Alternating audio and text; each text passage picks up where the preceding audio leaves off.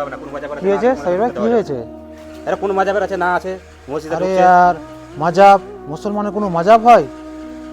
এরা নামাজ পড়তে এসে তুমি এদের বারণ করছো, এদের মাজাব জিজ্ঞাসা করছো তুমি কি এদের মাজাব কি আছে? কেন এরা কোন নবীকে মানে? এরা যে নবীকে মানে তুমিও সেই নবীকে মানো।